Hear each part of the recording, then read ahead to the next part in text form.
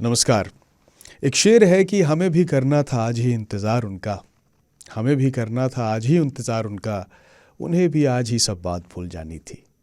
ये शेर इसलिए क्योंकि आज के इस एपिसोड में शेर खान खुद मौजूद नहीं है, और वो इसलिए नहीं है क्योंकि ये एक ख़ास एपिसोड है जिसे हमने बनाया है गेस्ट एपिसोड स्पेशल।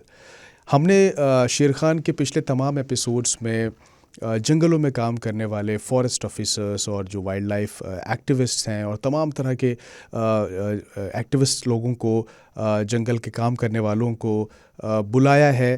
शेर खान एपिसोड में आपको उनकी तजुर्बात से रूबरू कराया है, उनके काम के बारे में आपको बताया है। तो हमने इस नए साल के इस ख़ास एपिसोड में सोचा है कि एक गुलदस्ता बनाया जाए जिसमें हमारे साथ शामिल हो चुके उन तमाम लोगों की वो सारे तजुर्बे, उनकी छोटी छोटी बातें, उन सबको हम जोड़कर आपके सामने रख सकें ताकि हम चेक कर सकें अपनी याददाश्त कि हमें उनकी बताई हुई बातें याद भी हैं या हम भूल गए। पर अगले एपिसोड से शेर खान हमारे साथ होंगे और मैं भी रहूँगा, आपकी चिट्ठियाँ भी पढ़ी जाएंगी और बहुत सारी बातचीत आगे बढ़ेगी। पर फिलहाल देखिए शेर खान का ये ख़ास गेस्ट स्पेशल एपिसोड। तो कमेंट्स और रिएक्शंस वैसे ही दीजिएगा। तो देखिए ये ख़ास एपिसोड जंगल जिंदाबाद। कॉर्बेट में देखा जाए तो मैन ईटर वाला जो एक केस था, सुंदर खाल वाला, जिसमें आप काफ़ी इन्वॉल्व थे, आई रिमेम्बर। तो आप वहाँ पे एज ए एक्सपर्ट गए थे जब उसकी पेट्रोलिंग चल रही थी, जिसने काफ़ी सारे लोगों को किल किया था। और मुझे याद है कि आप रात में रुके थे और सुबह सुबह उसको शूट किया गया था, सुसाइड के ऑर्डर थे। तो आपने उस समय जंगलात वालों को समझाने की कोशिश नहीं की थी, थोड़ा टाइम और दे दो, शायद आप उसको जू में सही वो जा सकता था? नहीं जा सकता था, नहीं जा सकता था, वो पॉसिबिलिटी थी नहीं। वो ऑलरेडी उसमें सुंदर खार और विलेजर्स के आसपास में ऑलरेडी उसका जो है 10th किल हो गया था। और इतने छोटे से एरिया में एक उसमें 1.5 किलोमीटर इतनी ज़्यादा लोगों के, लेडीज़ को और लोगों का जो किल हो गया। And the authorities were, the tiger was very बहुत ही चालाक टाइगर था। और एक दो बारी हमने उसको बहुत ट्राई किया कि उसको पकड़ ले, केज करें केज वगैरह शुरू लगाए में जी। लेकिन देन ए स्टेज केम कि public became aggressive on authorities also. कि तुम लोग कुछ हमें नहीं ये कर मतलब अथॉरिटीज को इतना डर हो गया कि अगर फॉरेस्ट के लोग या कोई ऑफिसर मिले तो उनके ऊपर भी अटैक होता था। गांव वाले कर सकते थे, करना शुरू कर दिया था। एजिटेशन वगैरह तो था ही, वो तो हमने मेरी देखा आंखों था। के सामने मेरा रिकॉर्डेड है। सुंदर खाल मैन ईटर की जो स्टोरी है, मैंने जो मेरी यूट्यूब पे भी जी है, जी। मैन ईटिंग टाइगर ऑफ सुंदर खाल। उसके अंदर अगर आप देखें कि उसमें हमारे जो कंजर्वेटर अपनी गाड़ी में आए थे वहाँ पे, एम्बेसडर कार में जी। और वो अभी वो तो वहाँ पे बात करने, लोगों को सेटिस्फाई करने के लिए जैसे ही वो आए थे तो लोगों का अग्रेशन इतना था, they would have killed even the conservator, तो they had to back reverse में गाड़ी उनकी एम्बेसडर गई को थी रिवर्स में गाड़ी वो, भगा के हाँ अपनी मैंने जान देखा। बचानी पड़ी। जब ऐसे ही पोजीशन हो जाए, अगर टाइगर केज में पकड़ा जाता उस स्टेज पे, तो उसको सुंदर खाल में सब लोगों ने ऑलरेडी बता दिया था कि इसको बाहर नहीं ले जाने देंगे, बदला लेके रहेंगे। वो उसको पिंजरे के अंदर जो है, केज के अंदर ही मारते। That would have been more painful. And we knew very well at that time कि भाई ये बाहर शेर को अब इतना रोष हो चुका है, इतना गुस्सा हो चुका है कि पिंजरे में पकड़ के बाहर नहीं ले जाने देगी पब्लिक। तो आपके पास ये है, और ऑलरेडी मैनिटा ऑफर आए करने गए के थे लिए तो वंस इट इज एस्टैब्लिश, चाहे 2 ही किल किए हो तो शूटिंग परमिशन हो जाती है जी। लेकिन unfortunately although the best of attempts were being made, तो ना तो वो पकड़ में आ रहा था, ना ही शूट हो पा रहा था। तो it was at that point of time कि जब ये बताया गया था, हालांकि चाहे वो लेपर्ड के केस हुए, पौड़ी गढ़वाल के जी या और भी जो मैनिटर के एनकाउंटर्स, जिनको मैंने भी सब बीच में कोऑपरेट किया और कोऑर्डिनेट किया अथॉरिटीज के साथ, और उसमें अच्छी फिल्में भी बनाई हमने, उसमें you really need to involve you really need to understand the tiger behaviours hmm. कि, और आपकी बिल्कुल कैलकुलेशन होनी चाहिए कि ये कैसे होगा और क्या करेगा। आप एक माइंडलेस तरीके से अगर आप 10 बारी जी। क्या 50 बारी भी अटेम्प्ट करेंगे, अगर पकड़ में नहीं एक आएगा। हाँ एक अगर टाइगर होता है ना, ये टाइगर हो या लेपर्ड खास करके, बहुत चालाक, बहुत चालाक होता है। बहुत, इतनी आसानी से नहीं पकड़ सकते। They are a step ahead of you, hmm, so you have to, आपने उसको आउट स्पॉट करना होता है। Hmm, so this was the case when जो लास्ट किल हुआ, हम्म, उस किल में ये ऐसा हुआ कि शाम को करीब 3 बजे वो जी। बेचारे जो लड़का था वो, उसकी एंगेजमेंट हुई थी और वो अपनी पूरन। पूरन, यस। उसकी एंगेजमेंट हुई थी और वो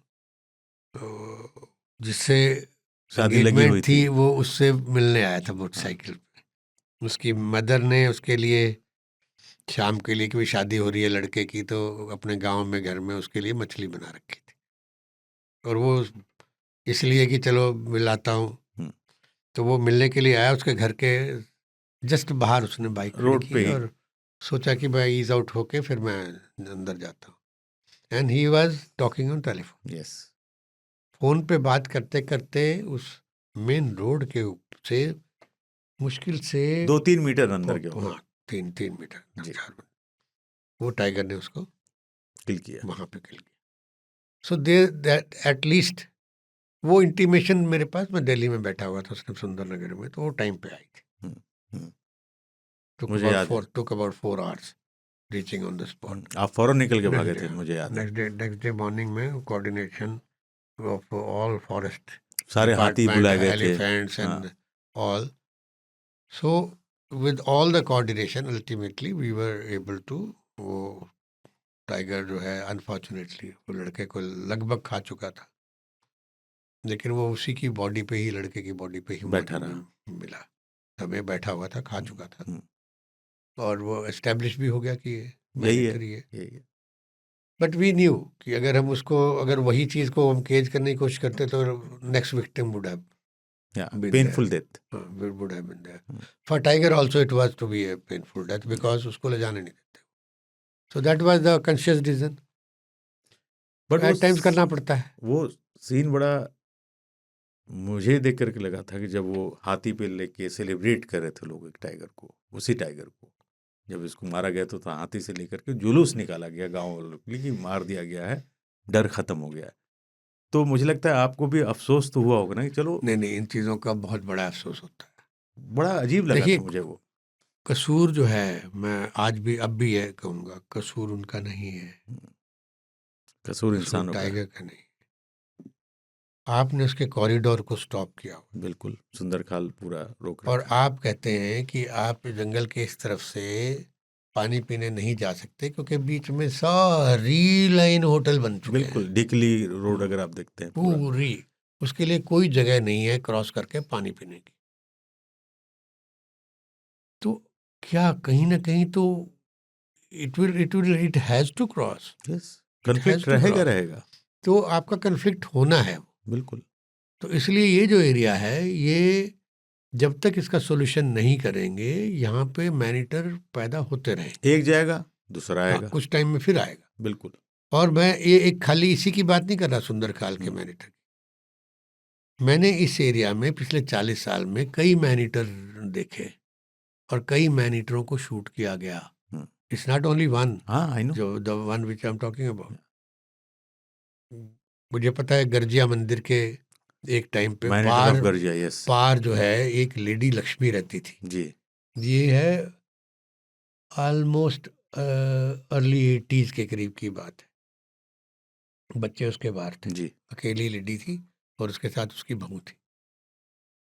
और मैं ऐसे ही घूमते घूमते जो है, पैदल चलते हुए जो है, उसकी झोंपड़ी पे चला गया था। वो मुझे क्यूरियोसिटी इसलिए थी कि वो अकेली झोंपड़ी थी, कोसी नदी के परली तरफ, गर्जिया मंदिर गर्जिया है के पीछे जी। वो अकेली झोंपड़ी। जी जी। तो मैं ऐसे ही जस्ट टू इंटरेक्ट विद, तो हाँ, वहाँ चला गया था।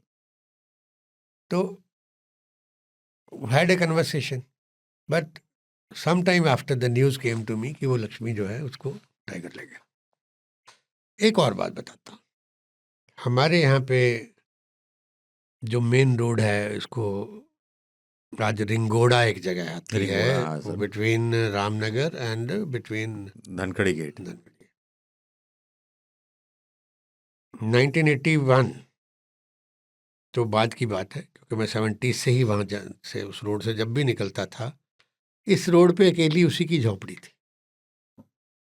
रिंगोड़ा में लेफ्ट साइड।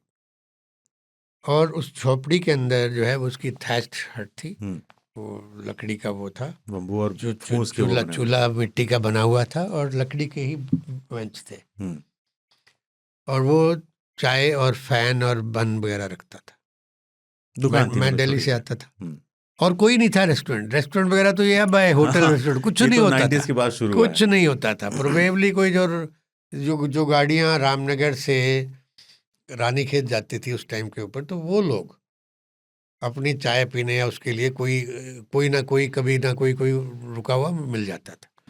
लेकिन मेरे लिए मेरी इतनी अच्छी कनेक्ट हो चुकी थी उनके साथ कि मैं जब भी आता था वो आपको मैं वहाँ पे जरूर चाय पीता था और उनको गप्पे पता था मारता रहे था। साहब आएंगे तो यहाँ रुक के चाय पी के और वो मुझे अभी तक याद है, मेरे को शक्ल देखते हुए ओह ऐसे करके बोलते थे। And you will be, I mean I am very sad to say कि क्योंकि उस पे उस टाइम के ऊपर कोई टॉयलेट्स वगैरह नहीं होते थे, वो थैच नेट के पीछे एक और थैच कमरा था, उसमें हस्बैंड और वाइफ रहते थे, बेटा उनका अल्मोड़ा में टीचिंग का काम करता था। तो one day you know when I came, कई बार ऐसा भी होता था कि जब मैं शाम को रात को लेट हो गया हूँ अगर दिल्ली से आते हुए, तो मेरे पास टाइम मारुति वैन वगैरह जब होती थी तो मैं उसी वैन में ही वहीं पे ही आके सोता था। अच्छा, वैन तो में वैन वहीं पार्क कर वैन देता लगा था के उसके पार्क आगे करते और उसी को बोलता था कि दाल रोटी बना के खिला दो। क्या बात है। और वही रात को सो गए, लेकिन लेट आ गए हैं आप तो अर्ली मॉर्निंग में फिर निकल गए आप। तो we had a very good connect. And one day the sad news when I came next time, कि वो मुझे उनकी वाइफ ने बताया कि वो कई दिन से ना वो आए ही नहीं, वो जंगल में गए थे, लेकिन वो लगता कहीं इधर उधर भटक गए हैं, तो मैं ढूंढ रही हूँ, आएंगे कहीं ना कहीं चले गए होंगे। लेकिन वो जा चुके But थे। till, I mean, so many years after, she just died just very recently only.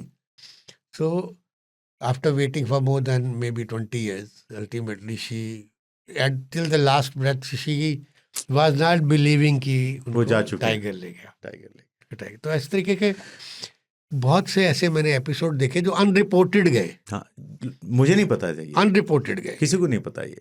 लेकिन ये ऐसा हुआ। तो मैनीटर के एपिसोड्स तो यहाँ पे जो है होते रहे हैं पास्ट में, क्योंकि ये एरिया मैन एनिमल कन्फ्लिक्ट में कॉरिडोर की तरह है। बिल्कुल। जो जंगल का चस्का मुझे लगा शेर खां को, वो आपकी बदौलत लगा था सूरी साहब। Thank you so much for that. Thank you Asif. तो सूरी साहब, जैसे अपन ने बहुत किस्से सुनाए कॉर्बेट के, हर जगह के, ये जो अभी भी आप कॉर्बेट में मतलब जंगल में ही जी रहे हैं, और कमाल का आपका पूरा वो रहा करियर, बीट जर्नलिस्ट, आप बहुत सीनियर जर्नलिस्ट भी रहे, फिर वाइल्ड लाइफ में आप थे, हैं और रहेंगे, मेरा मानना है जब तक आप रहेंगे वाइल्ड लाइफ में ही रहेंगे। तो मैंने कॉर्बेट तो 2002-01 में शुरू किया, और आप कॉर्बेट जाते हैं। आपका कॉर्बेट में देखता हूँ जब 2002 में बहुत आम सा था, अब बहुत ख़ास हो गया है, सारी सुविधाएं, बढ़िया कैंटीन, मतलब 24 घंटे लाइट। मैं जब आपके साथ गया था पहली बार कॉर्बेट, तब 1 घंटे के लिए वो जनरेटर ऑन होता था कि आप अपने कपड़े पे बदल लें, काला साहब की कैंटीन होती थी जहाँ पे खाना खा लेते थे, इससे ज़्यादा कुछ नहीं था, बेसिक एमिनिटीज़ थी। लेकिन जब आप गए थे, मतलब आपकी पहला जो विजिट था कॉर्बेट में, आपने मुझे किस्सा सुनाया था, आप बस से गए थे, आप उस ज़माने में पढ़ाई कर रहे थे, वो किस्सा ज़रा मैं सुनना चाहूँगा और सारे लोग सुनना चाहेंगे। देखो आसिफ, बहुत सुनहरी यादें हैं मेरी कॉर्बेट के साथ, और कहते हैं ना इंसान अपना पहला प्यार कभी नहीं भूलता। तो ये जंगलों में मेरा जो पहला प्यार कॉर्बेट था, और वो इसलिए कि 2 राइटर्स की किताबों ने मुझे बहुत प्रभावित किया जब मैं स्कूल में था। एक थे हिंदी के, जिनके बारे में कम ही लोग जानते हैं, जिनका नाम था श्रीनिधि सिद्धांत अलंकार। अरे उनके टाइटल ही इतने रोमांच से भरे होते थे, मसलन सूखे सुनसान नालों में, मचान पर 49 दिन, वाह, वो मधु भरे दिन, मालिनी के वनों में। फिर उसके बाद मैंने जिम कॉर्बेट की जब किताबें पढ़ी हम्म, तो वाइल्ड लाइफ का बुखार कुछ ऐसा चढ़ा कि आज तक आसिफ उतरा साहब ही नहीं है। कि आज तक वो उतरा ही नहीं, बल्कि बढ़ता ही जा रहा है ये।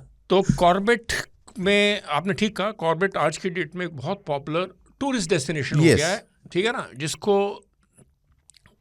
अगर किसी को वाइल्ड लाइफ का शौक नहीं भी है, जंगलों का शौक नहीं भी है, वो फिर भी इसलिए कॉर्बेट जाना चाहेगा ताकि वो अपने दोस्त यारों को बता सके, एक ब्रैगिंग पॉइंट गेन कर सके, फेसबुक में डाल सके कि भाई ये देखो। मैं कॉर्बेट गया था, टाइगर कॉर्बेट। देख के आ रहा हूँ। लेकिन उस समय जब हम जाते थे, मुझे याद है क्योंकि मैं कॉलेज में था, ईयर कौन सा रहा होगा? ये था 85-86 का, बाप रे बाप। और यहाँ से रामनगर की बस जाती थी जी, 7-8 मैं सबको रुपए। बता दूं कि रामनगर से हाँ, आगे बढ़ने पे आपका कॉर्बेट आता है। रामनगर की बस जाती थी, और रामनगर से एक ढिकाला की बस चलती थी, जो आजकल के जो कॉर्बेट जाने वाले इस बात पे यकीन ही नहीं करेंगे कि ढिकाला तक एक बस जाती थी। तो भाई साहब उस बस पे हम बैठ के जाते थे, और उस समय कोई जिप्सी नहीं होती थी। उस समय जिप्सी अलाउड ही मतलब थी नहीं। नहीं, उस समय कोई जिप्सी नहीं थी। उस समय काला साहब की कैंटीन थी, हाँ। जिनकी एक अपनी पर्सनल महिंद्रा की गाड़ी थी।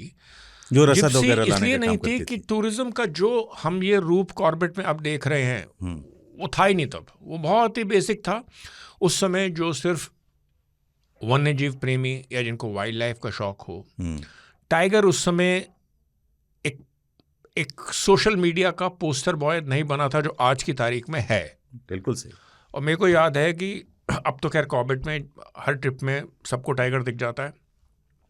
उसका सबसे बड़ा रीज़न ये है कि थोड़ा सा मैं डाइवर्ट कर रहा हूँ टॉपिक को, कि टाइगर की बदौलत, आपको पता है जितने भी हमारे नेशनल पार्क्स हैं, टाइगर की बदौलत हर कोई यहाँ पे रेवेन्यू जनरेट करता है, चाहे वो कोई रिसोर्ट का मालिक है, बिल्कुल, वेटर है, जिप्सी वाला है, गाइड है। उनको पता है जब टाइगर दिख गया तो साहब बहुत खुश हो जाएंगे और बख्शीश इनाम देंगे। तो टाइगर तो आज की तारीख में क्या है, टाइगर दिखना इतना मुश्किल नहीं रह गया, क्योंकि हर आदमी, मतलब हर जो जिप्सी का ड्राइवर है, उनकी कोशिश होती है कि टाइगर दिखा दे। हाँ, और हमारे साथ वो दिलशाद भाई, छोटू भाई जिनको कहते हैं, और असलम के साथ हमने कितने ट्रिप लगाए, उमेश अग्रवाल। तो अब क्या है कि वो हर समय मुस्तैद रहते हैं कि भाई कोई आदमी इतने पैसे खर्च करके आ रहा है तो टाइगर दिखना। लेकिन उस समय के बाद क्या था, टाइगर कभी हमारी प्रायोरिटी रही नहीं। मेरे को याद है कि शुरू के 6-7 ट्रिप्स में मुझे टाइगर कभी नहीं दिखा, लेकिन इस चीज़ का मुझे कभी मलाल भी नहीं हुआ, क्योंकि आप जंगल एंजॉय करते थे। क्योंकि मैं जंगल को इतना एंजॉय करता था। कॉर्बेट में हम ढिकाला में ठहरते थे, क्योंकि ढिकाला तक बस आती थी, अरे सामने रामगंगा नदी बह रही है, बहुत ही खूबसूरत व्यू। और ढिकाला का आपने देखा ही है क्या हिसाब किताब है। और वहाँ से करीब 100 मीटर दूर एक वॉच टावर हुआ करता था, 4 नंबर नहीं वो 4 नंबर, अब नंबर मेरे को ध्यान नहीं, लेकिन आप पैदल जब जाते हैं जो सांबर रोड पे, सांबर रोड पे 4 नंबर उसको। हाँ, उस वॉच टावर पे अक्सर, और मैं आपको बता दूं शुरू के 5-6 बार तो मैं बिल्कुल अकेला गया, वॉक करके। नहीं, अकेला जाता था कॉर्बेट, और वहाँ से वॉक करना उस समय अलाउड था। बाप रे। वहाँ गए, वॉच टावर के ऊपर बैठे, किताब खोली और घंटों किताब पढ़ते रहे। क्या एक्सपीरियंस रहा होगा, मैं मिस कर गया ये सारी चीज़ें। तो सर अब जो है ना, आज की तारीख में जो टूरिस्ट जाता है उसके दिमाग में बस यही होता है कि मुझे टाइगर देखना है और रील बनानी है, फेसबुक पे एक फ़ोटो डालनी है, इतने सारे 500,000 लाइक्स मिल जाएं मेरे को, इंस्टाग्राम पे कुछ वो हो जाए। अदरवाइज टाइगर जो है उनके लिए एक व्हीकल बन चुका है अपनी एक पब्लिसिटी के लिए। Yes, I agree. और वो ये चीज़ रियलाइज़ नहीं करते कि कॉर्बेट अपने पार्क में, अपने आप में, कॉर्बेट ही क्यों, आप किसी भी जंगल को ले लीजिए, वो इतना खूबसूरत होता है। आप इतने साल जंगल में, इतने जंगलों में हम घूमे हैं। बिल्कुल, 8 साल हमने जंगल में एक दूसरे के साथ। सब मेरे ख्याल से एज ए प्रोफेशनल हमने 8 साल काम किया। एज ए प्रोफेशनल 8 साल, और रणथंबोर से लेके राजा जी, बांधवगढ़ है। यस। तो उस समय का कॉर्बेट जो था वो खाली नेचर लवर्स के लिए था। अब कमर्शियल हो गया वो। अब वो देखो, ये अच्छा बुरा दोनों चीज़ें हैं। कमर्शियल तो हो गया, लेकिन इससे आप ये देखो कि हज़ारों लोगों को इससे रोज़गार मिल रहा है, लोग जुड़े हुए हैं। अब इसका एक प्लस, एक पॉजिटिव एक चीज़ ये हुई है कि क्योंकि जब इतनी लॉबी टाइगर के नाम पे पैसा कमा रही है, तो इस प्रेशर की वजह से ही टाइगर बच भी रहा है। बिल्कुल, क्योंकि वो आँख है। यस, क्योंकि अगर कोई टाइगर को नुकसान पहुंचता है तो ये पूरा बिजनेस इनका, आपको पता है, आपको याद नहीं, आपको शायद याद होगा, अंकिता भी शायद हमारे साथ उस ट्रिप में थी जब हम रणथंभौर गए थे, जब टॉम वॉल्टर साहब के साथ।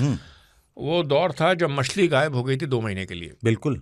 और अखबार के अंदर राजस्थान पत्रिका, ये कौन सी अखबार थी खैर मुझे 200 करोड़ का बिजनेस वाला जो खबर है। यस, मछली के गायब होने की वजह से रणथंभौर को 200 करोड़ रुपए का रेवेन्यू लॉस हुआ था। हो सकता था, क्योंकि नहीं हुआ, क्योंकि इसलिए हुआ कि 2 महीने तक गायब रही वो। नहीं तो टूरिस्ट आना कम हो गए। उसमें खबर ये थी हाँ। कि सिर्फ मछली से साल का जो रेवेन्यू जनरेट होता था, हाँ, पूरे हाँ, मतलब जंगलात, हाँ, होटल, हाँ, वो 200 करोड़ का था। 200 करोड़। मैंने वो मेंशन किया था अपने मछली वाले एपिसोड में। हाँ हाँ हाँ। अच्छा, अब ये तो कॉर्बेट रहा। मुझे याद है जब 2005 में राजीव भर्तरी फील्ड डायरेक्टर होते थे, हाँ, याद है? बिल्कुल। और हमारी मुलाकात थी तब, आपने और हमने बात की थी कि राजीव भर्तरी ने नवीनीकरण किया था कॉर्बेट का, हाँ, कि बिल्कुल अच्छे टाइल्स लगे हुए टॉयलेट चाहिए। तब नहीं होते थे पहले, खाट में से ही बिच्छू निकलते थे, बिल्कुल डर रहता था कमरे में सांप आ जाएगा, बिल्कुल, और निकलते भी थे। हाँ। तो राजीव भर्तरी साहब ने सोलर सिस्टम लगवाया था, गर्म पानी, ये सारी व्यवस्था जब की थी, तो हमने रेज किया था कि भर्तरी साहब ये ठीक नहीं है। इससे क्या होगा कि जो वाइल्ड लाइफर जो मशक्क़त, मेहनत और शिद्दत में आकर के जंगल को देखता है, अब हर आदमी आके देखेगा, शोर मचाएगा, और अलग अलग तरीके के लोग जो दिल्ली से जाते हैं, जिनको लगता है हमारे पास पैसा है तो हम कुछ भी कर सकते हैं। तो उन्होंने कहा था, मुझे याद है कि अजय, ये सब करने से जंगल बचेगा, टूरिस्ट बढ़ेंगे तो जंगलात वालों भी प्रेशर रहेगा कि टाइगर को बचा के रखें, और टूरिस्ट ही जंगल का सीसीटीवी कैमरा होता है, क्योंकि इतना मूव अराउंड करेगा। Remember that conversation we had. और एक किस्सा और मुझे याद है कि आप और हम, आई थिंक हमारी ढिकाला में बुकिंग थी, और खिन्नानौली के पास जो पीछे राम सिंह रोड है बगल में, वहाँ पे भर्तरी साहब मिले थे। तो उन्होंने कहा, अजय कैसे हो? तो आपने कहा, बढ़िया सर, और बताओ। उसने कहा, यार तुम लोग लेट नहीं होगा, याद है कि यार 15 मिनट तुम ढिकाला पहुंच जाओगे, क्योंकि 6:30 का टाइम है। खाती साहब थे वो, दिग्विजय सिंह खाती। नो भर्तरी साहब थे। भर्तरी साहब थे। तो आपने कहा, छोटो गाड़ी खींचो, क्योंकि वो इतने सख्त और डिसिप्लिन आदमी थे। देखो, एक चीज़ मैं आपको बताऊं आसिफ, कॉर्बेट में एक चीज़ अच्छी रही कि जितने भी फील्ड डायरेक्टर आए, ये सबके सब बहुत बढ़िया, सबके सब बहुत सुलझे हुए थे। इसमें से कोई भी मैं ये नहीं कहूँगा कि कमतर था, इनकॉम्पिटेंट था। मैं बताता हूँ आपको, समीर सिन्हा, दिग्विजय सिंह खाती, समीर सिन्हा, राजीव भर्तरी, फिर उसके बाद धीरज पांडे, और आज की तारीख में साकेत बडोला, जो बहुत ही सक्षम IFS ऑफिसर हैं। इससे पहले वो राजा जी में थे। बिल्कुल। लेकिन इन सब ने ना कॉर्बेट के लिए बहुत कुछ किया। बिल्कुल। और कॉर्बेट, एक चीज़ तो है कि भैया आज अगर आप इंटरनेशनल मैप पे देखें तो कॉर्बेट जो है, आई थिंक हमारा, मैं कहूँगा कि हमारे एक कोहिनूर हीरा है। ग्लोबली लोग आते हैं वहाँ पे काम करने। लेकिन मैं आपसे पूछना चाहता हूँ कि आपके साथ तो मेरा इतना कुछ हो रहा, कॉर्बेट के अलावा किस और जंगल ने आपको आकर्षित किया और क्यों? कुछ यादें हैं आपकी? सर, अब मैं और आप एक ही उस पे सफ़र पे होते थे। हाँ। तो मेरा मानना है कि कॉर्बेट के बाद, अगर मेरा भी फर्स्ट लव कॉर्बेट है, और मुझे यकीन है कि आपका जवाब भी वही होगा जो मैं देने जा रहा हूँ, बांधवगढ़। कॉर्बेट के बाद अगर कोई जंगल, हर जंगल मेरे लिए इक्वली इम्पोर्टेंट है, प्यारा है। अगर आप पूछते हैं प्यारा फेवरेट है, तो कॉर्बेट है। क्यों?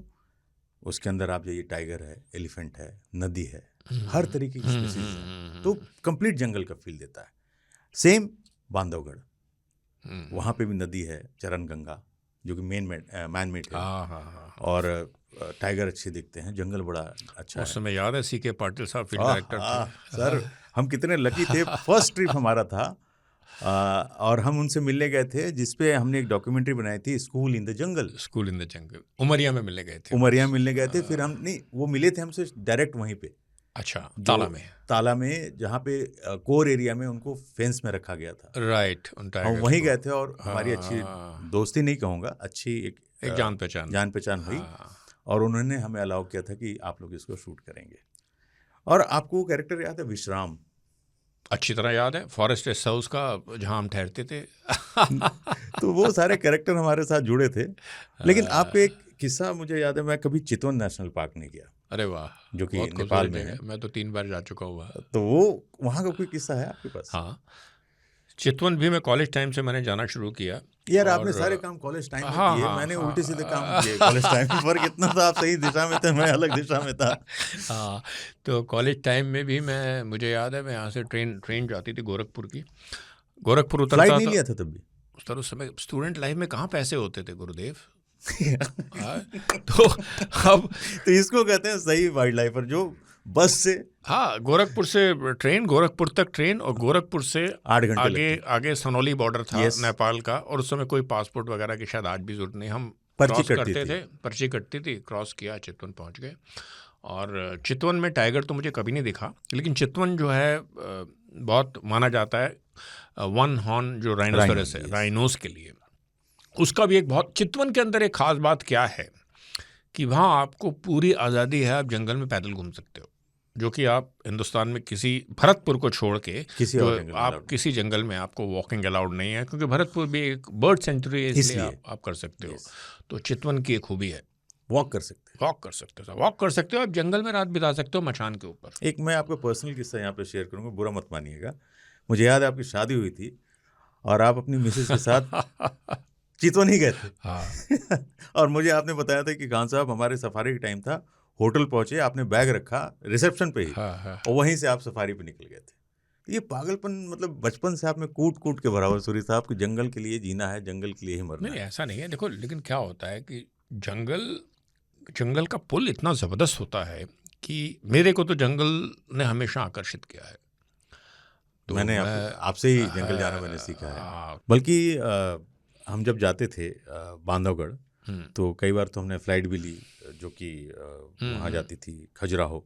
और लेकिन हमारा ट्रेन का सफर जो जबलपुर होता, अरे वो तो बहुत मजेदार था। कटनी से जब हम जाते थे, सलीम भाई की जीप होती थी, सलीम भाई की। वो उस टाइम पे आपको याद है कटनी पे हाजी साहब की चाय की दुकान होती थी। अरे बहुत फेमस है कटनी की चाय की दुकान, आज भी। और आप 5-6 चाय के आप बहुत बड़े शौकीन हैं, और टॉम साहब भी बहुत शौकीन हुआ करते थे। टॉम साहब तो बहुत बड़े वाले चाय के, वो उनको मैंने सिर्फ, किस्सा मुझे सुना लगता है है। उनको सिर्फ एक ही एडिक्शन थी, चाय की।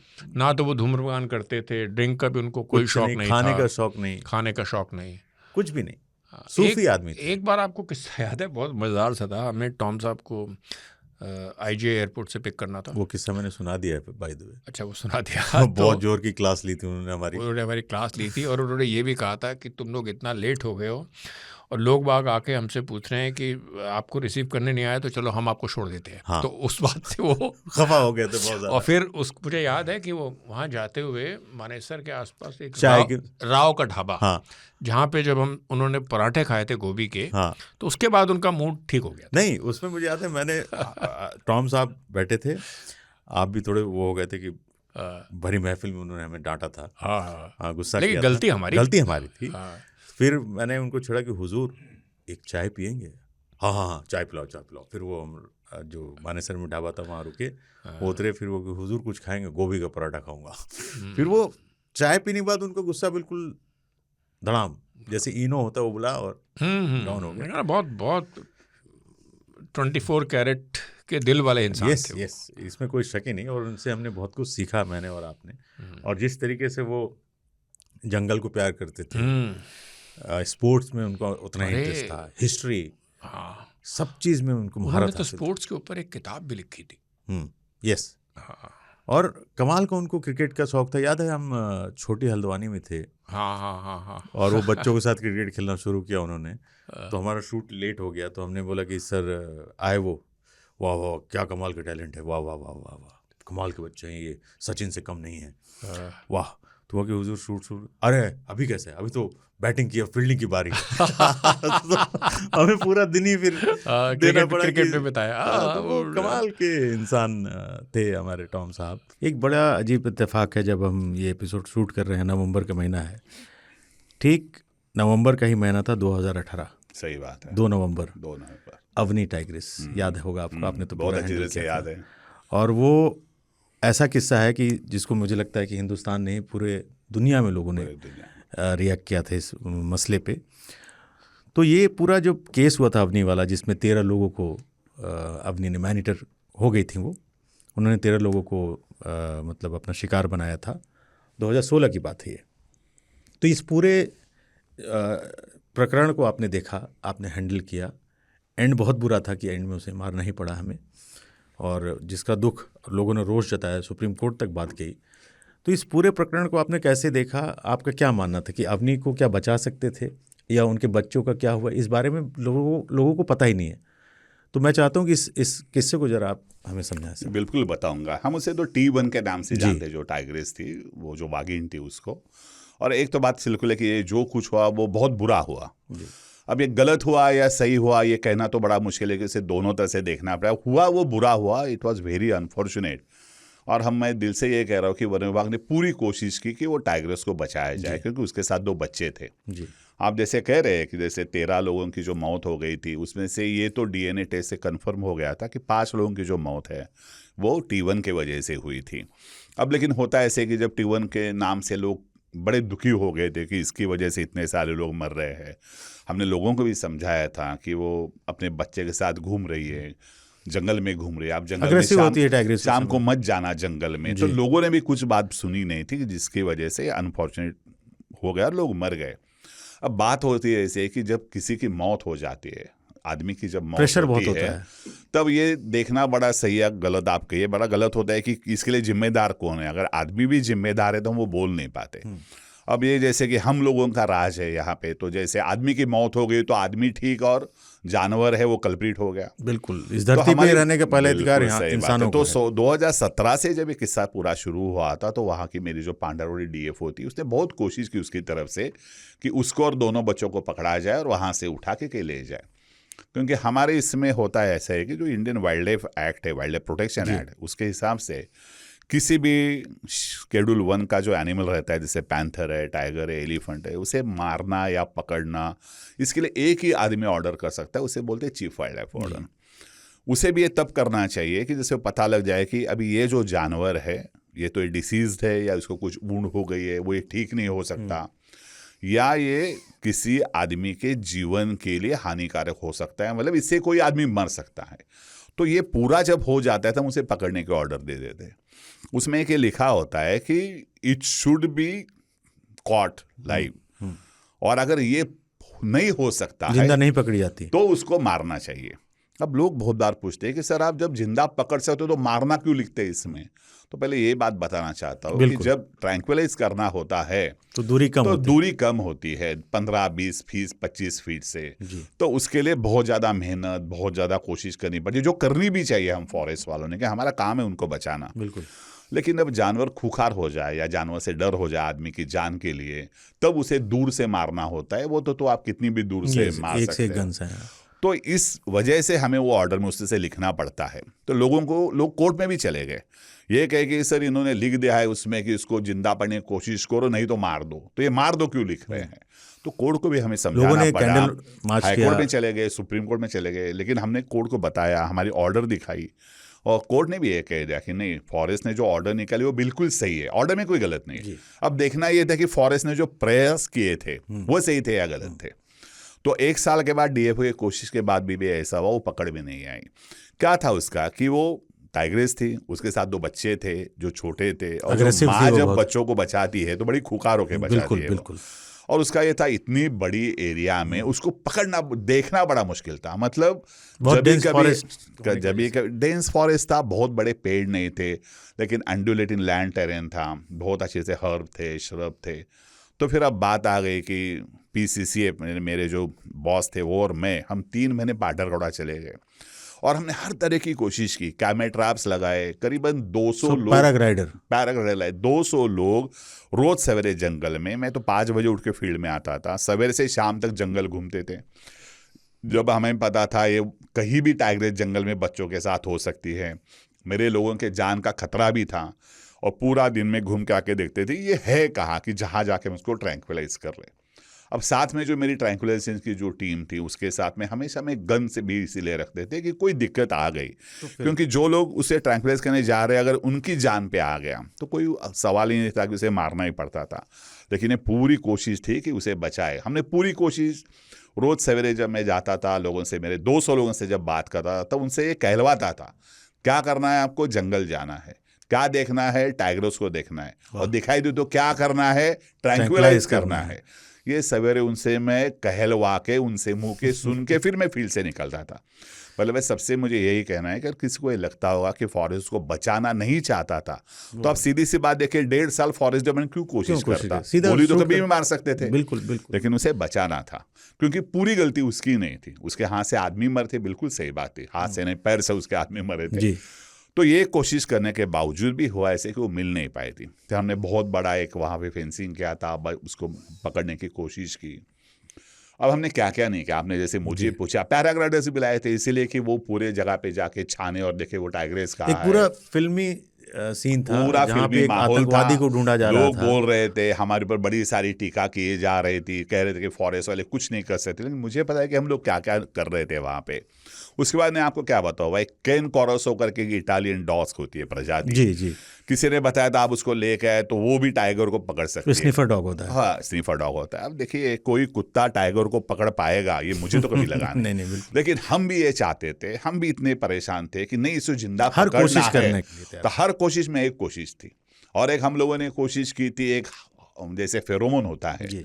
जिसे फीमेल से मेल या मेल से फीमेल अट्रैक्ट होता है, उसे किसी ने हमें कहा था, ये ऐसे साउथ अमेरिका में प्रयोग किया था, आप एक फेरोमोन है वो पेड़ पे मार दो, मेल टाइगर का फेरोमोन जैसा उसका होगा तो फीमेल भी अट्रैक्ट होगी। हमने वो भी करके देखा, लेकिन कुछ हो नहीं पाया था। मतलब मुझे कहने का मतलब ये है, सारी कोशिशें कि अब हम जो लोग सुनते हैं या पढ़ते हैं तो खुद के मन में हंसी आती थी कि क्या क्या पागलपन हमने नहीं किया, लेकिन वो इसीलिए था कि उसे जिंदा पकड़ना, बचाना था। ये सब करने के बावजूद भी अनफॉर्चुनेटली 2 नवंबर की रात को वो जैसे अचानक सामने आ गई, तो मेरे लोगों ने इसे कोशिश को ट्रैंक्विलाइज करने का। अब ये होता है कि टाइग्रेस को आप जब डांट मारोगे तो 2 चीज़ें होती है, एक तो डांट लगती है, वो दौड़ पड़ी भाग जाएगी, या उल्टा घूम के वो तुम पे हमला कर देती। बिल्कुल। अब जो लोग वहाँ थे जिनके ऊपर मैं यकीन करता, उन्होंने यही कहा था कि हमने डांट जरूर मारा, जैसे डांट लगा वो भागी नहीं, उसने मुड़ के देखा तो हमें लगा कि अभी ये अटैक करेगी, और फिर एक ही शॉट में उसको मार दिया। अब हुआ तो ये बड़ा अनफॉर्चुनेट था। अब जैसे हो गया तो अभी ये था कि यार ये तो बहुत बुरा होगा, इसके अब 2 बच्चे हैं, उनको भी पकड़ना पड़ेगा, वरना वो बिना माँ के जाएंगे कहाँ, क्योंकि 2 साल तक माँ उनको जो जंगल में सिखाती है उससे ही बच्चा जिंदा रह पाते हैं। बिल्कुल। उसके लिए भी हम छोटे बच्चों को माँ के बिना सर्वाइवल बिल्कुल ना के कर नहीं बराबर सकते, होता है। क्योंकि उनको कोई बताता नहीं किस तरह से हंटिंग करना है। जी। अनफॉर्चुनेटली उसमें से 2 बच्चों में से जो एक मेल बच्चा था वो हमको बाद में कहीं दिखाई नहीं दिया।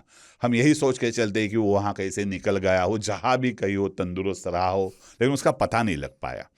तो एक तो उसे मरने का डर। अब एक बात मैं आपको बताता हूँ, जिस दिन ये T1 मारी गई थी, गाँव वालों ने बहुत ही ये दिखाया कि नहीं, बहुत अच्छा काम कर दिया, क्योंकि हम इसके बगैर जिंदा रहना चाहते हैं, ये हमें T1 नहीं चाहिए। अब गांव वालों ने वहाँ फटाके फोड़े, उन्होंने दिवाली मनाई, लेकिन एक भी फॉरेस्ट ऑफिसर ने फटाके नहीं फोड़े थे, या हमने कोई मीठा नहीं खाया था। ये भी एक कोई कहानी आती है कि जो गांव वाले थे जिन्होंने हंट किया था, हाँ। उन पे बाद में आएंगे, हाँ, उन्होंने उनको चांदी की टाइग्रेस गिफ्ट दिया की ना, थी। अब दिया। अब जो सब कुछ हुआ वो जिस तरह से भी हुआ, वो अच्छा या बुरा कहना बड़ा मुश्किल है, लेकिन गांव वाले दिवाली मनाते रहे, क्योंकि गांव वालों के मन में ये डर था, ये और अगर जिंदा रहती तो हमारे और लोग मर जाते थे। मतलब लोगों का यही कहना था कि सब आप टाइग्रेस को जरूर बचा लीजिए, लेकिन हमारे से अगर एक भी आदमी मर जाएगा तो हम आपको नहीं छोड़ेंगे। मतलब वो जहाँ रोष होता है, रोष बहुत था उसका। अब अनफॉर्चुनेटली बच्चा नहीं मिल पाया, लेकिन वो टाइग्रेस जो फीमेल जो बच्चा था, जो टाइग्रेस सब एडल्ट थी, वो मिल गई। अच्छा। हाँ, तो उसको हम लेके गए। फिर हम लोगों ने पेंच टाइगर रिजर्व है हमारा महाराष्ट्र में, वहाँ एक बहुत बड़ा एनक्लोजर बनाया, और हमने पूरी कोशिश की उसको हम रीवाइल्ड करें। रीवाइल्ड का मतलब ये होता है कि कुछ टाइम अपने पास रख के जंगल में अपने पास रख के 2 साल तक के हमने वहाँ पे हिरन छोड़े थे, हिरन आते थे कि वो उसे मारे, हंटिंग स्किल्स करे। तो पहले हमने शुरुआत तो की थी बकरी वहाँ छोड़ के जी, तो कुछ दिन के बाद उसने हंट किया। फिर बाद में चीतल वहाँ पे आ गए थे, उसको हंट किया। तो हमने सोचा अब ये बड़ी हो गई है, अब ये शिकार कर पाएगी। अब बहुत बड़ा डिसीजन हमें लेना था, क्या इसको जंगल में छोड़ दे, कि जहाँ जंगल में और भी शेर है, शेरनी है, ये 2 साल की हो चुकी है, ये अभी जानवर मार रही है, अपना प्रे ले रही है।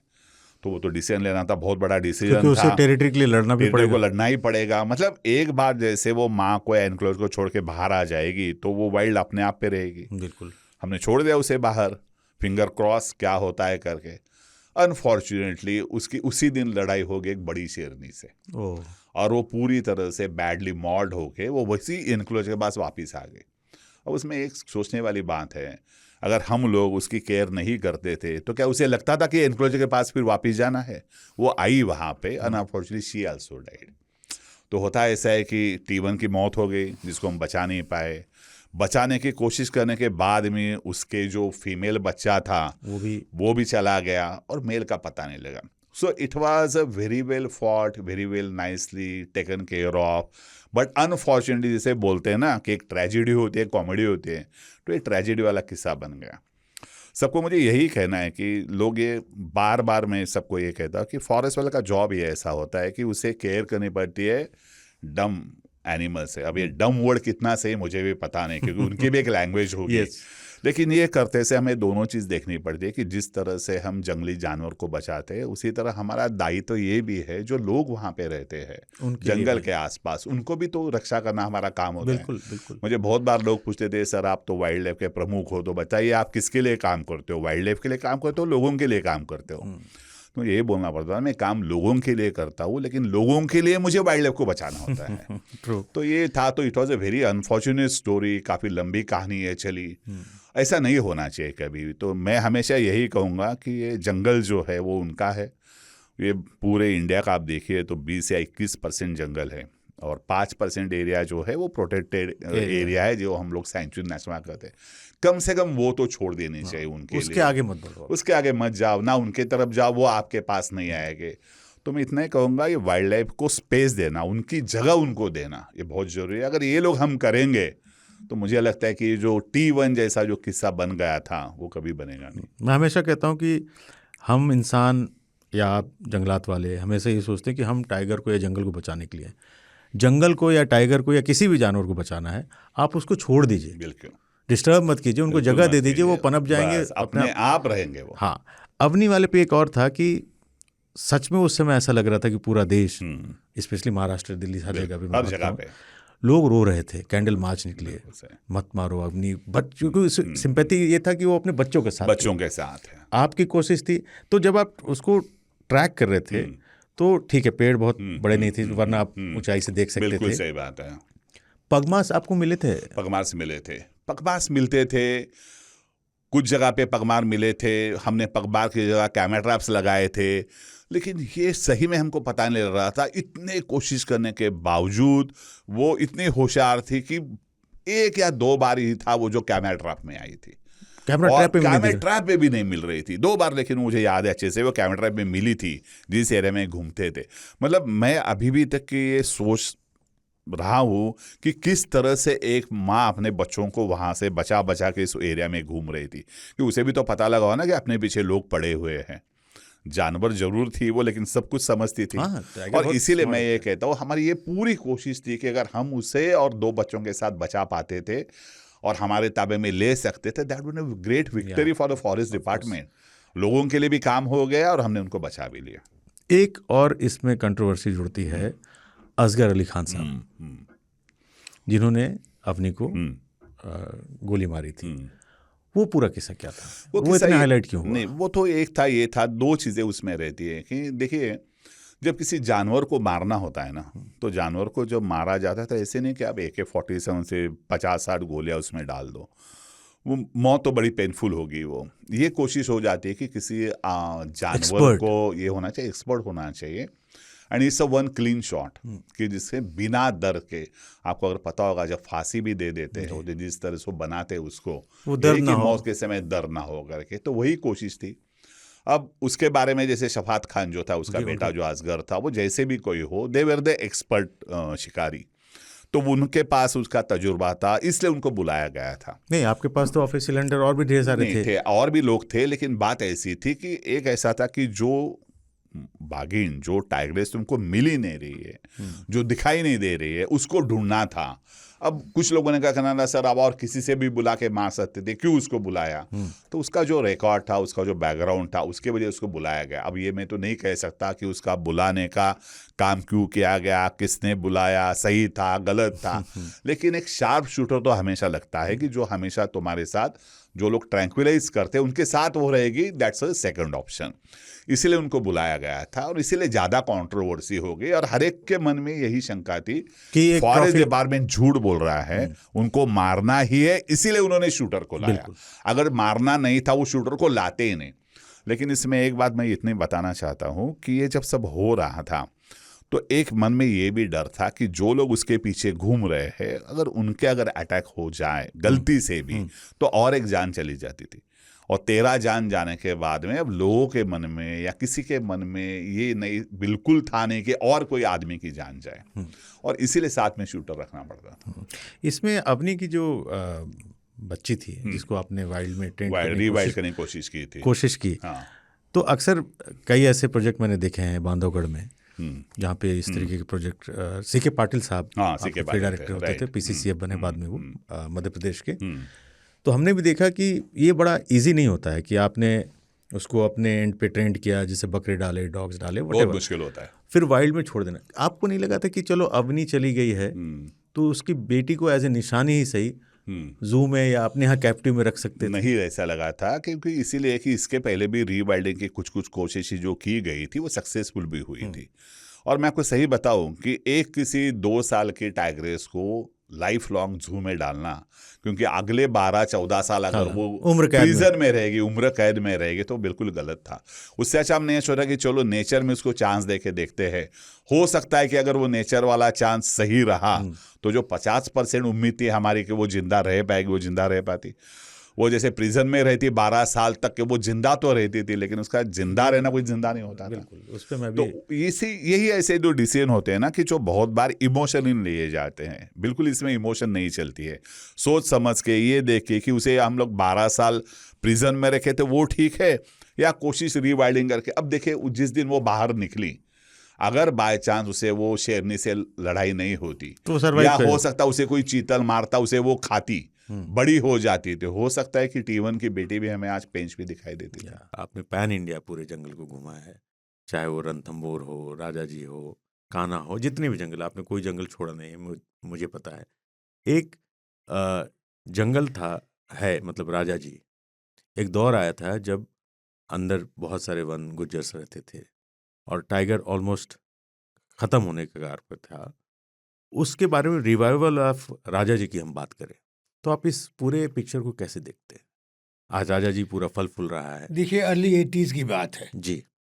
पूरी फैमिली छुट्टी पे मसूरी गई थी, मई के महीने की बात है। और छुट्टी के बाद ये 18 मई की, जहाँ तक डिस्टिंक्टली मुझे बात है, 18 मई 1984 ओके। हम वापसी पे थे।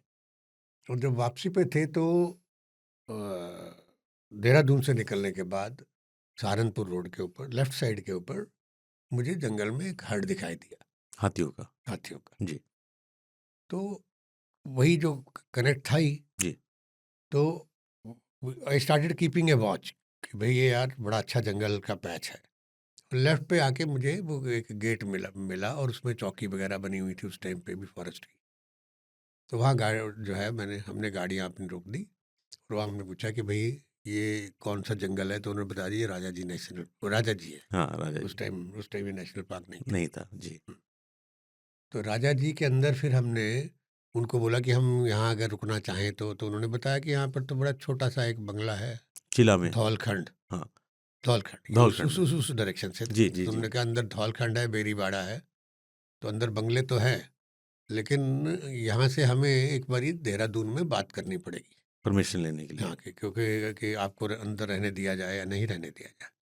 तो उन्होंने शायद वो उस टाइम पे वो दूसरे फ़ोन होते थे जो घुमा के ऑफिस में पूछा कि ऐसे ऐसे हैं, ट्रंक कॉल टाइप, अपने आप को बात कर रहे हैं कि वाइल्ड लाइफर हैं, ऐसा है, और रात को रुकना चाहते हैं तो परमिट कर दें। तो उन्होंने कहा समझा दो उनको कि वहाँ पे खाना पानी कुछ नहीं है तो अगर अपने रिस्क पे जाना चाहें तो चले जाएं, तो आप उसकी गेट की पर्ची सड़क की काट लेना बस। तो वहाँ बंगले का भी उन्होंने बता दिया कि भाई थोड़ा सा उसका किराया लगता है तो वो देना पड़ेगा। तो उस टाइम पे अंधा क्या जान मांगे दो आके। हाँ, हमें तो जाना था। हमें तो वो जंगल का ही शौक है जी। तो हमने वो पर्ची कटवाई, चले गए। अब ये यहाँ से स्टोरी शुरू होती है कि रात को वहाँ रुके धौलखंड में। जी। बड़ा सिक्लूडेड सा बंगलो, पीछे बैक साइड पे मज़ार वगैरह थी, जी, अब तो शायद नहीं है। अब नहीं है। तो उस बंगलो में रात को रुक के अर्ली मॉर्निंग में मैं बिल्कुल, जैसे मेरी जंगलों की आदत है, बिल्कुल अर्ली मॉर्निंग में मैं वॉक। गाड़ी लेके निकल गया घूमने के लिए, जो जी। जो आसपास के रास्ते थे। तो वहाँ पे एक हैनीकट था, और राइट टर्न लेके पीछे एक हैनीकट था जहाँ पानी रोकने की जगह होती, तो हैनीकट जी, जी। टाइप का बनाया हुआ था। तो मैंने पूछा कि भाई कहाँ जाना चाहिए, वाइल्ड लाइफ मैक्सिमम कहाँ मिल सकती है, तो उन्होंने बोला हैनीकट में पानी होता है, तो आपको शायद वहाँ कुछ मिलेंगे। हुँ। तो जब मैं वहाँ हैनीकट के पास अभी पहुँचने वाला था, तो मैंने राइट साइड पे पेड़ पे कुछ वल्चर बैठे देखे। वाह! जो कि अब बहुत कम दिखते हैं। हाँ, उन वल्चर्स को देख के जस्ट गेस किया कि ये वल्चर्स एक पर्टिकुलर डायरेक्शन में नीचे देख रहे हैं। यानी कि कुछ मरा हुआ हाँ, किल देख पड़ा रहे हुआ है। हैं। तो उससे आइडिया लगा कि इसका मतलब है कोई ना कोई किल है यहाँ हाँ। पे। तो मैं स्टेप बाय स्टेप जो है वहाँ पे गाड़ी रोक के डोर खोला, और जिस डायरेक्शन में वल्चर देख रहे थे, बढ़ना शुरू किया। तो उस डायरेक्शन में मैंने धीरे धीरे बढ़ना शुरू किया। अब जब मैं करीब 50 कदम आगे चला गया, तो मुझे दूर एक टाइगर लेटा हुआ दिखाई दिया झाड़ियों के पीछे। क्या बात है। और उसको मैं पैदल, और थोड़ी दूरी पे टाइगर लेटा हुआ है, और गाड़ी में से मैं 50 मीटर दूर आ चुका हूँ। और अब ऊपर वल्चर बैठे हैं। तो मेरे दिमाग में सीधी स्टोरी ये आई कि टाइगर ने किल किया हुआ है, टाइगर किल के पास लेटा हुआ है, और मैं खामखा उसमें घुस गया हूँ। तो अब मुझे अपनी अपनी जान का फिक्र हो गया कि भाई मैं you गलत are- जगह आ गया हूँ। आप टाइगर को किल पे डिस्टर्ब करने जा रहे हो। बिल्कुल। तो इसका मतलब है कि आपके ऊपर खतरा बचना है। मुश्किल है, खतरा है। तो आपको चार्ज करेगा एकदम, अगर जैसे ही उसको पता चलेगा कि आप उसके किल की तरफ जा और रहे हैं, पैदल थे तो हमला भी हो और सकता है। पैदल, आप पैदल हैं और अकेले हैं, अकेले हैं, बिल्कुल। तो इसलिए फिर उसी जिस शौक से और वो वाइल्ड लाइफ के जुनून से मैं जा रहा था, वो 2 मिनट में मेरा फितूर उतर गया कि अब आया कि जान कैसे बचानी है। सो और रिवर्स धीरे धीरे जाती बारी तो शायद फिर भी कदमों की थोड़ी आहट हुई होगी, पर वापसी में कोई आहट आती नहीं। बारी में आई वाज टू एंश्योर कि टाइगर उठे नहीं। पीछे। तो वापस आए, गाड़ी ओह में गॉड! बैठे। गाड़ी में बैठ के मैंने अब सोचा कि अब बच गए, सेफ है गाड़ी में, तो आगे सेफ बच है। गए गाड़ी हाँ। में, और गाड़ी रिवर्स की। मैं हनीकट तक तो गया ही नहीं, गाड़ी रिवर्स की, और मैंने कहा कि अब अपने भाइयों को लेके आता हूँ कि भाई टाइगर मिल गया। मिल गया, दिखा देता हूँ। अब टाइगर दिखाते हैं। मिशन पूरा हुआ। मिशन पूरा। अब उनको मैं साथ लेके आया, और साथ लेके जब आए तो वो वल्चर तब भी वही है।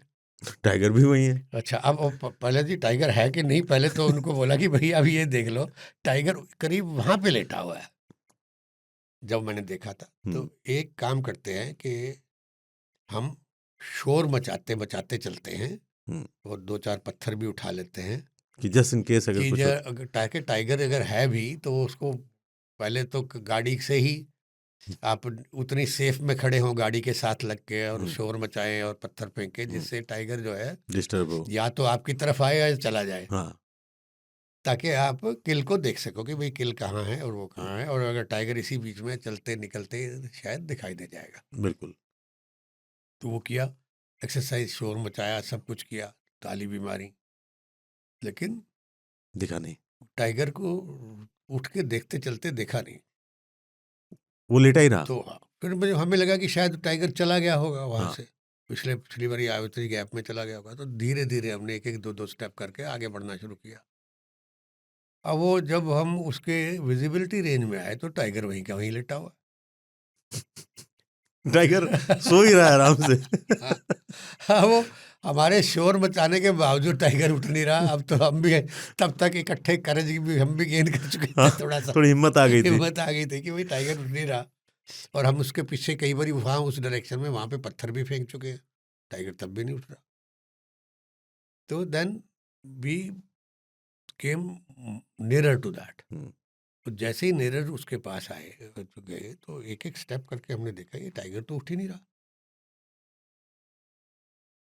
तो so as we reach there, और टाइगर को देखा तो it was a young tigress जो कि मरी हुई थी। ओ हो मेरे रोंगटे अब खड़े कर दिया यहाँ आपने। से स्टोरी जो है वो बिल्कुल टर्न ले गई।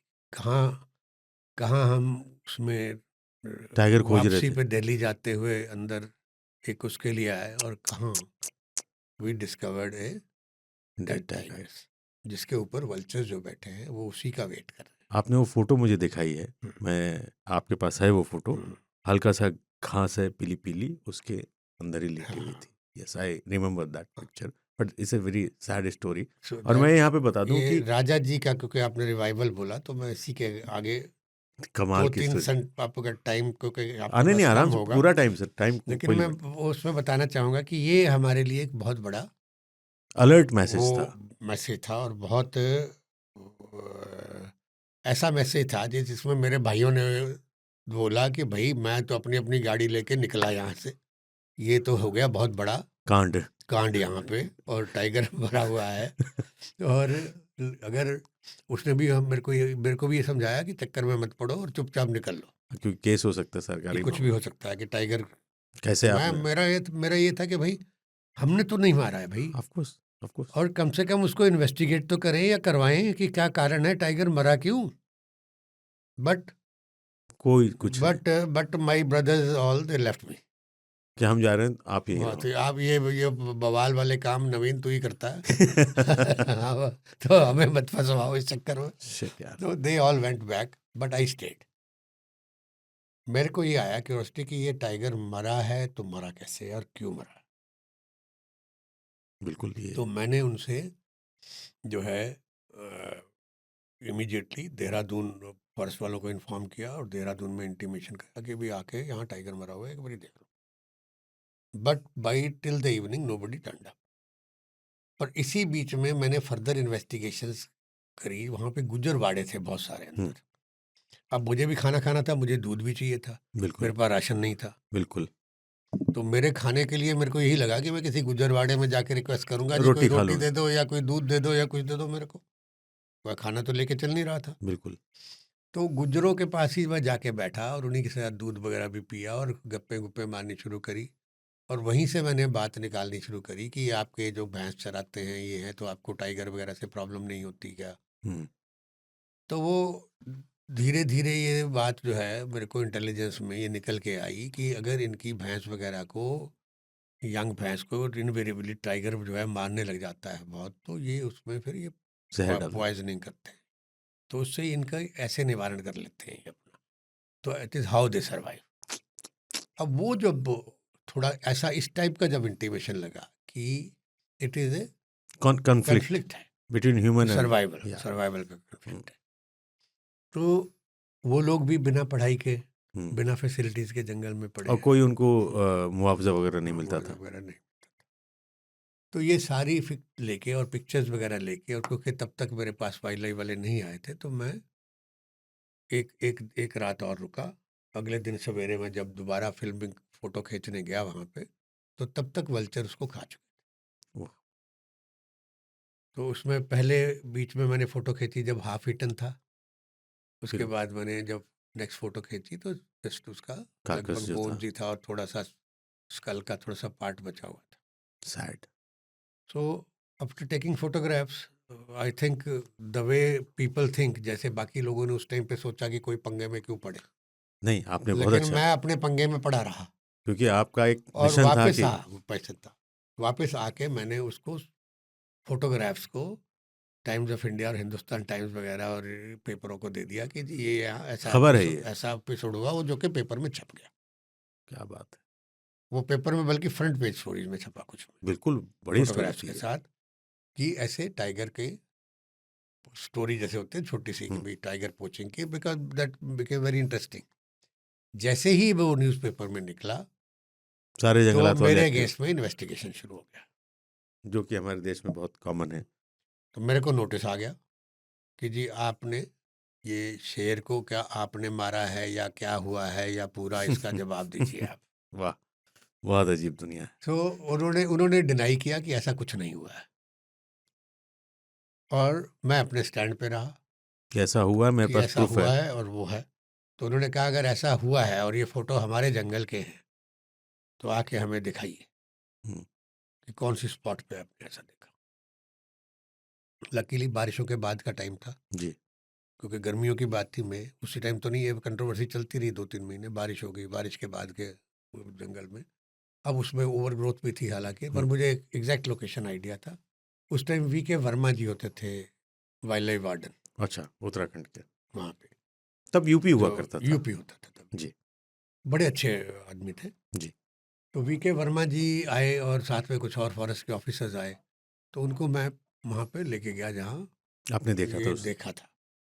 और इंटरेस्टिंग बात कि वहाँ पे टाइगर की जो स्कल है, जी तो सर। हालांकि अलग अलग पार्ट में हो चुकी थी विद कैनाइंस जी। और बोन्स वगैरह, वो वहाँ पे हमें ओवर ग्रोथ के अंदर भी मिल गए। मिल गई। So there they everybody admitted कि ये सही है। सही है। उसके बाद क्योंकि गवर्नमेंट की इन्वॉल्वमेंट हो गई, तो मैंने उनको ये बात हाईलाइट करी कि भाई आपको यहाँ से गुज्जर्स को मूव कर देना चाहिए। ताकि झगड़ा ही इट खत्म हो इज जाए। इट इज हाउ कि फिर वीके वर्मा जी ने एक प्रोजेक्ट रिपोर्ट बनाई पत्थरी ब्लॉक के लिए कि इन गुजर्स को पत्थरी में शिफ्ट किया जाए। इनको शिफ्ट किया जाए। तो फिर गवर्नमेंट ने बजट पास किया, फिर उन गुजर्स की वहाँ पे रिहैबिलिटेशन स्टार्ट हुई। आज राजा जी उसके बाद देखने लायक इतना जगह। Healthy yes. इकोसिस्टम है यस, यस। और वापस हैं टाइगर भी वहाँ पे, 30+ टाइगर आ इस गए तरफ सर। भी हैं और चीला के ब्लॉक में भी। बिल्कुल। तो वो because of man animal conflict के ख़त्म होते ही जो जंग फॉरेस्ट है और फॉरेस्ट के अपने आप एनिमल्स को उसे हैं, रिवाइव कर दे दिया। Have revived it. क्या so I will call it कि वो एक छोटा सा initiative. Episode the how it changes Yes, the sir. Fate of a forest. Salute है सर। कि एक मिथ है, एक डर है लोगों में। मतलब मैं सुंदरबन कभी नहीं गया हूँ, लेकिन ऐसा कहते हैं कि जो सुंदरबन के अंदर गया वो जिंदा लौट के नहीं आया। इस बात में मतलब क्या कहना चाहेंगे आप? तो एक ज़माना था जब लोग शहद के लिए, क्रैब कलेक्शन के लिए जी। सुंदरबन के जंगल के अंदर जाते थे। और क्योंकि उस इलाके में बाघ का जो डेंसिटी है या घनत्व है वो काफ़ी अच्छा है, तो लोग और बाघ के बीच में टकरार के वजह से काफ़ी लोगों का नुकसान होता था। लेकिन पिछले कुछ सालों में सुंदरबन में कई सारे ऐसे कदम उठाया गया वेस्ट बंगाल फॉरेस्ट डिपार्टमेंट द्वारा, वन विभाग द्वारा, जैसे कि नाइलन नेट फेंस लगाया गया है लगभग पूरे टाइगर रिजर्व के बराबर, जी। बाउंड्री के बराबर। तो यूनेस्को साइट होने के साथ साथ सुंदरबन एक नेशनल पार्क भी है जी। और टाइगर रिजर्व भी है। Of course. तो नाइलन नेट फेंस अच्छे तरीके से लगाने के वजह से और सबसे ज़रूरी अच्छे तरीके से मेंटेन होने के वजह से बाघ का जंगल से निकल के गांव के तरफ आना काफ़ी हद तक कम हो गया है। लोग जो अंदर जाते थे शहद इकट्ठा करने के लिए, उनके साथ अभी फॉरेस्ट डिपार्टमेंट का, वन विभाग का एक कर्मचारी को ड्यूटी पे लगाया जाता है उनके सुरक्षा के लिए। वाह। तो पहले कई ऐसे गांव थे जिसमें बहुत सारे मर्द लोग खास करके जो लोग शहद के लिए अंदर जाते थे, उनको नुकसान हो जाता होता था और जान गंवा बैठते थे। जी। लेकिन पिछले अभी लगभग 5-7 सालों से वो ट्रेंड बिल्कुल बदल गया है। अभी जो है मेनली जो लोग क्रैब कलेक्शन के लिए, केकड़ा कलेक्शन के लिए जाते हैं, उन पर आक्रमण ज़्यादा दिख रहा है और उनको सुरक्षा देने के लिए हमें कुछ कदम उठाना पड़ेगा। ऐसा देखा गया है अक्सर कि जब वो बोट पे जाते हैं तो एक मास्क भी पीछे लगा के जाते हैं, ताकि tiger is a very good swimmer also, swim बहुत मतलब तैरता बहुत अच्छा है, और कई बार बोट से भी उठा करके वो इंसानों को ले जाता है। तो ये जो मास्क वाली थ्योरी है ये काम करती है? मास्क काम करती है कुछ समय के लिए, क्योंकि बाघ भी सीखता है। हाँ। तो आप चाहे सर के पीछे यहाँ पे आप मास्क लगाएं या फिर जो लोग वहाँ पे जो मड फ्लैट्स हैं जी। नदी के किनारे एकदम दलदल सा ऐसे ज़मीन है लो टाइड में, वहाँ से मान लीजिए केकड़ा कलेक्शन करते हैं, या फिर प्रॉन सीड जो लोग कलेक्ट करते हैं, या आपका चिंगरी का जी, जी। छोटा छोटा लार्वा कलेक्ट करते हैं औरतें। उस समय पे देखा जाता है कि टाइगर का आक्रमण उन पर सबसे ज़्यादा होता है, क्योंकि उसके रेंज में वो चले जी जाते हैं। जी, बिल्कुल जंगल के किनारे जी, हैं एज पे आ वो, जाते नदी हैं। और जंगल के किनारे हैं। जी, तो वहाँ पर आक्रमण सबसे ज़्यादा होता है। बोट के ऊपर डायरेक्टली आक्रमण जो है वो काफ़ी कम है, होता है लेकिन काफ़ी कम है। तो जो लोग दलदल एरिया में उतर के केकड़ा कलेक्शन करते हैं, जी। वो लोग और पहले जो शहद कलेक्ट करने के लिए जाते हैं, वो लोग मास्क का इस्तेमाल करते थे और कुछ हद तक वो काम किया है। लेकिन कुछ समय बाद टाइगर भी सीख बाघ जाता है। सीख जाता है और फिर आपको कोई दूसरा उपाय अपनाना पड़ता ढूंढना है। पड़ेगा। एक और थ्योरी मैंने कई बार पढ़ी हुई है, कई लोगों से बात भी की जो एक्सपर्ट हैं, कि टाइगर अपनी टेरिटरी में रहता है और टेरिटरी को मार्क भी करता है सेंट मार्किंग के through. Low tide high tide वहाँ पे आता है, जिसके वजह से उसकी टेरिटरी का जो सेंट मार्किंग वो मिट जाता है और वो बहुत अग्रेशन में रहता है कि मेरी टेरिटरी में कोई और आ गया। और वहाँ पे हंट करना बहुत मुश्किल है, क्योंकि मैंग्रोव्स के जंगल उनके पैर में इंजरीज हो सकती है। तो ये सारी चीज़ें जो सिचुएशन है, क्या ये एक बड़ी वजह हो सकती है उसे मैन ईटर बनाने में? मैन ईटर, देखिए, ये जो मिथ है या हमारे लोगों के दिमाग में एक है कि सुंदरबन के बाघ मैन ईटर होते हैं, नरखादक होते हैं, ये सरासर गलत है। ये मिथ है बेसिकली। बिल्कुल, मैं भी मानता हूँ। तो एक आप अगर वाइल्ड लाइफ प्रोटेक्शन एक्ट 1972 सारे उसके अमेंडमेंट्स के साथ देखेंगे, तो एक बाघ या कोई भी एक जानवर को हम मैन ईटर सिर्फ तभी कह सकते जब हैं वो खाता है। अगर स्टॉकिंग करता है। स्टॉकिंग मतलब आपको फॉलो कर रहा है, आपको मारता है और फिर आपका बॉडी को कंज्यूम करता है। और ये अगर एक से ज़्यादा हाँ, केसेस होते हैं। बार हुआ, तब जाके आप उसे डिक्लेयर करते हैं। मैनीटर का तकमा दे सकते हैं और वो state authority, forest department authority दे सकते हैं। सुंदरबंस में ऐसा भी कहा जाता है कि क्योंकि सुंदरबन के बाघ सॉल्ट वाटर एरिया में नमक जी, ज़्यादा जी, है जी। वहाँ के पानी में, उस वजह से उनको वहाँ के बाघों को जो है इंसान का फ्लैश या मीट जो है वो अच्छा लगता है। लेकिन इन सब चीज़ों का कोई वैज्ञानिक व्याख्यान है नहीं। यह हमारा मानना है, लोगों का मानना है, लेकिन इसका कोई सबूत नहीं है। तो वहाँ के जंगल में लोग जाते हैं और शायद जाते रहेंगे। और बाघ का घनत्व वहाँ पे थोड़ा ज़्यादा होने के कारण आप समझ लीजिए 4 से 5 बाघ मिलता है हर 100 स्क्वायर किलोमीटर एरिया में, क्षेत्र में। यानी 25 किलोमीटर का एक टेरिटरी बना के वो रहते हैं। वो डायरेक्टली हम नहीं कह सकते, क्योंकि डिपेंड करता है इंडिविजुअल टाइगर के ऊपर। तो डेंसिटी अच्छा है वहाँ पे, लेकिन लोगों का भी डेंसिटी बहुत ज़्यादा है। हम लोग जिस ब्लॉक में काम करते हैं, कुलतली ब्लॉक, वहाँ का डेंसिटी है 350 फैमिलीज ह्यूमन पर स्क्वायर किलोमीटर। 350 लोग रहते हैं हर वर्ग किलोमीटर में। तो ऑब्वियसली लोगों का जंगल के ऊपर जो डिपेंडेंस है वो भी काफ़ी ज़्यादा है। और वहाँ चीतल, मैं पूछने वाला था, वहाँ प्रीवियस सबसे अच्छा क्या है? बिल्कुल, वहाँ चीतल है, वाइल्ड बोर है, और सुंदरबन का बाघ जो है दुनिया का इकलौता बाघ का पॉपुलेशन होगा, भारत और बांग्लादेश मिला के, जो मछली और केकड़ा भी खाता है। वाह! तो अडॉप्ट किया उसने नेचर के साथ रह के। बिल्कुल, ये लोकल अडेप्टेशन है, डाइट का अडेप्टेशन है। दुनिया में कहीं और इस तरह का उदाहरण हमें देखने को नहीं मिलता है। ज़्यादातर बाकी जगहों पे सांबर और चीतल जो है, यही दो बाघ का मेन खाद्य होता है। लेकिन सुंदरबन में केकड़ा और मछली भी गिनती में आता है। ये टाइगर इसीलिए कहते हैं कि कैट फैमिली बहुत स्मार्ट होती है। टाइगर को लगा कि वहाँ पे एक दिक्कत प्रेस की हो सकती है, तो उसने फिश और केकड़े को भी अपना खाना बोले। यहाँ पे एक सवाल और आता है सर, कि सुंदरबन में धीरे धीरे डेवलपमेंट, जहाँ इंसान जाएगा तबाही लाएगा। मेरा ये मानना है, पृथ्वी का सबसे गिरा हुआ प्रजाति जो है इंसानों का है। मैं इसमें यकीन रखता हूँ और हर एपिसोड में बोलता हूँ। अब वहाँ पे भी डेवलपमेंट बहुत तेज़ी से हो रहा है, लोग भी तरक्की चाहते हैं। तो कैसे आप या आपकी जो WTI है एक ब्रिज का काम करते हैं बिटवीन द जंगल वाले लोग, जो जंगलात के लोग हैं, और वहाँ के लोकल। तो इस नज़रिए को आप कैसे देखते हैं कि कितना मुश्किल आने वाला वक्त में, कितना बड़ा चैलेंज होगा डेवलपमेंट के लिहाज से, जंगल को कितना नुकसान पहुँच सकता है या प्रॉब्लम्स हो सकते हैं? मेरा मानना यह है कि डेवलपमेंट होना चाहिए, लेकिन डेवलपमेंट किस तरह से हो रहा है उस पे हमें ज़्यादा गौर करना पड़ेगा। हम लोग सिर्फ जानवर के बारे में नहीं सोचते हैं जी। हम लोग लोकल लोगों के साथ मिलके और वहाँ के सरकार के साथ मिलके, लोकल एडमिनिस्ट्रेशन के साथ मिलके हम काम करते हैं ताकि लोग और जानवर दोनों सुरक्षित रहें।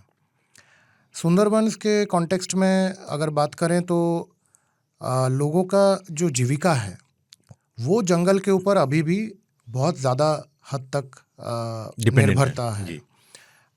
गरीबी काफ़ी ज़्यादा है और लोग जंगल के अंदर कई वजह के लिए जाते हैं, जैसे कि शहद इकट्ठा करना, केकड़ा उठाना, मछली और प्रॉन सीड।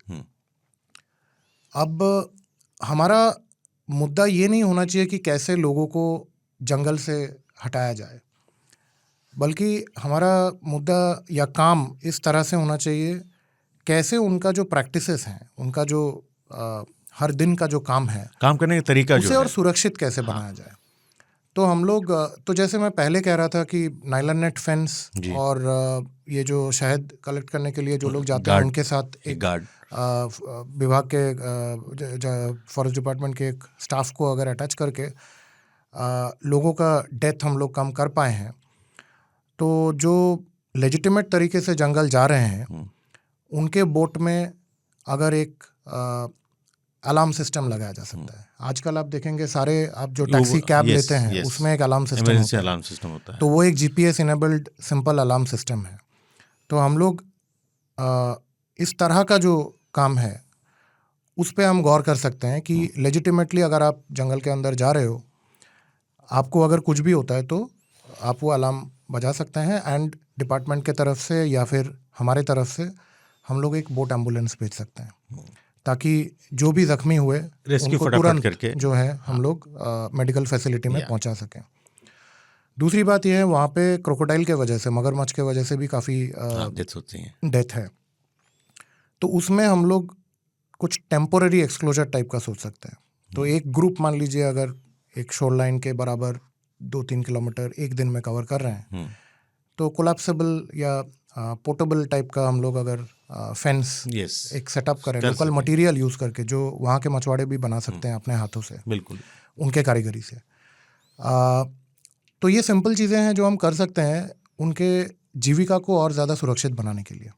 बिल्कुल। और लोकल लेवल पे मान लीजिए डिस्ट्रिक्ट लेवल पे या ब्लॉक लेवल पे forest department, tourism department, livelihoods mission, कम से कम ये जो 3 विभाग हैं इन तीनों को साथ में आना पड़ेगा।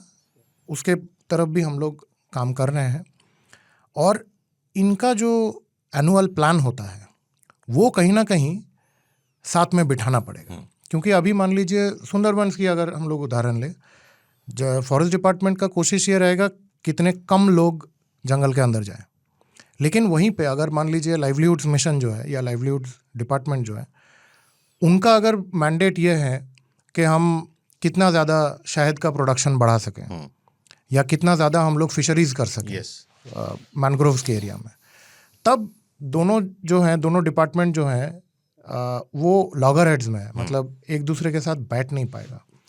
तो हम लोग ये कोशिश करेंगे आगे चल के कि कैसे ऐसे मान लीजिए 3-4 जो मेन विभाग होंगे एक एक एरिया में, उन्हें एक टेबल पे बिठाया जाए और ताकि उनका प्लानिंग जो है वो एक दूसरे का सहायता करे। बिल्कुल बिल्कुल।